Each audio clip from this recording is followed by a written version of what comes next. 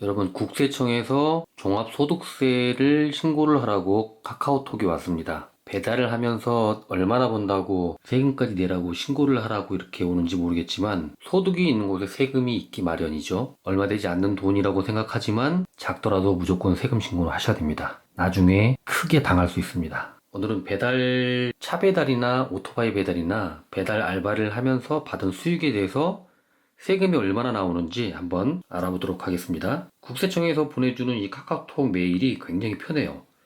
인증하고 열람하기를 하게 되면 비밀번호 입력하고요. 인증이 완료되었습니다. 얼마를 벌었는지까지 세세하게 다 확인을 해줘요, 얘네가. 금액이 1년 동안 벌었던 돈을 부수입 같은 거를 100원, 10원 단위까지 정확하게 국세청에서는 알고 있습니다. 확정 신고 안내.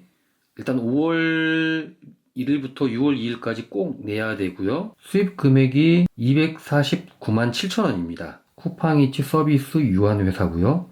네, 1년 동안 249만 원을 벌었네요.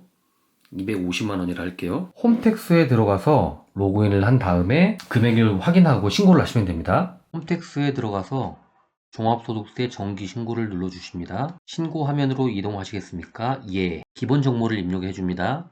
연락처, 주소 확인하신 다음에 저장. 소득 종류를 선택을 해야 되는데 직장인이면 소득 종류를 선택을 해 주셔야 돼요. 직장인이면 근로소득이고요. 직장인이 아니시면 근로소득 안 누르셔도 됩니다. 직장인일 경우에 선택을 하고 배달 부업을 선택을 할 때는 사업소득을 선택을 하셔야 돼요. 기타 소득 아닙니다.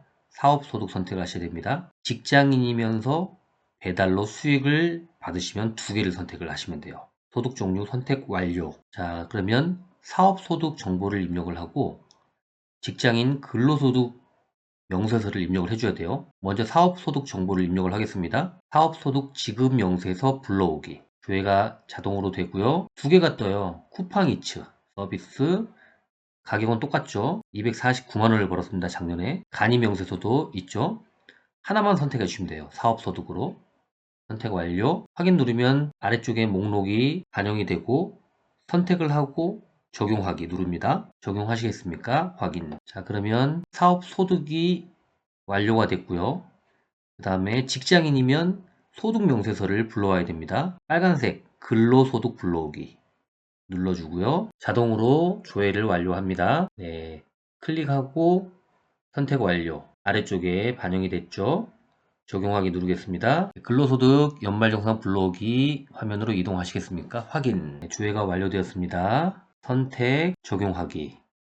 적용. 네, 그러면 사업소득, 배달로 번 돈의 금액과 직장에서 받은 소득 명세서를 함께 불러와서 합산 과세를 합니다. 일단 사업소득을 보면 250만 원을 벌었는데 80%를 단순 경비율로 필요 경비를 반영해줘요. 다시 말해서 250만 원 중에 80%인 198만 원을 경비 처리를 해주겠다.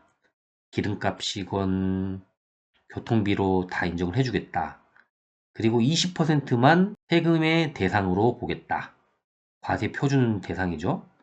그게 51만 4천 원입니다. 일단 저희는 51만 4천 원에 대한 금액의 세금만 내면 돼요. 51만 4천 원에 몇 퍼센트냐면 쭉 내려보면 세율이 6%예요. 6%라는 거는 54만 원에 대한 6%죠. 단순하게 51만 원을 벌었는데 직장인이면 이전에 직장에서 세금 처리를 연말정산으로 다 끝냈다고 가정을 했을 때 51만 4천 원에 대한 6%의 세금만 내면 되는 거예요. 일단 대부분의 직장인들은 연말정산으로 소득을 신고를 다 했죠. 세금 추가로 낼 건 없을 겁니다, 아마.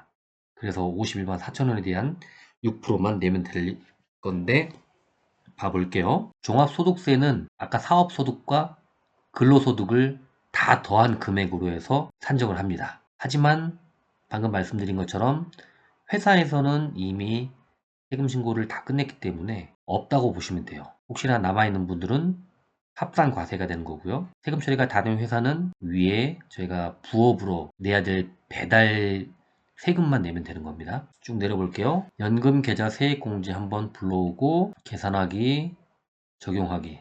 그 다음에 은행을 환급받을 계좌를 입력을 해줍니다.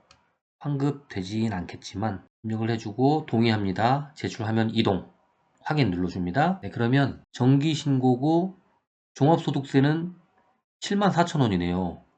환급받습니다. 오, 웬일입니까? 동의합니다. 누를게요. 신고서 제출하기. 제출하겠습니다. 확인 누르고요. 74,000원을 환급을 받게 됐습니다. 세금 내려고 하는데 환급을 받네요. 좋습니다. 여기서 종합소득세 금액을, 찍힌 금액을 이제 만약에 20만원, 30만원 있다 하면 그 금액만큼 납부하기를 누르면 바로 납부를 할 수 있고요. 근데 얘는 종합소득세는 국세예요. 국세이기 때문에 여기서 한번 납부를 하고, 지방세는 여러분들의 인터넷 뱅킹, 거래은행의 인터넷 뱅킹 가면 지방세라는 항목이 있거든요. 거기서 납부를 또 하시면 돼요. 종합소득세가 예를 들어서 20만원이 나왔다. 그러면 납부하기 눌러서 국세 바로 여기서 처리하면 되고, 20만원 중에 10%인 2만원에 대한 금액은 지방세로 추가로 납부를 하셔야 돼요. 여기서 만약에 납부하기를 눌렀는데 은행 영업시간이 끝나게 되면 여기서 납부가 바로 안 돼요.